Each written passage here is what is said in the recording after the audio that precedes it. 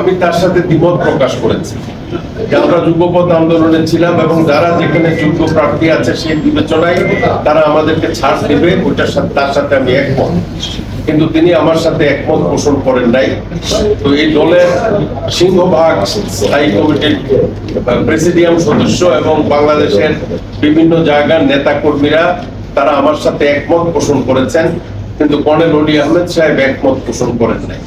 এবং একমত পোষণ না করে তিনি আজকে একটি প্রেস কনফারেন্স ডেকেছেন পার্টি অফিসে, আর অন্যদিকে বিএনপি অফিস থেকে আমাকে এই জায়গাতে আসার জন্য তারা আমন্ত্রণ জানিয়েছেন। আমাদের দলের আরো দু একজনকেও আমন্ত্রণ জানিয়েছিলেন, একজনকে আমন্ত্রণ জানিয়েছিলেন, সেটা হলো কর্নেল অলি আহমেদের ছেলে।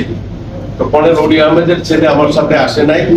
তো আমি আশা করি যে ওনার হয়তো শুভবুদ্ধির উদয় হবে।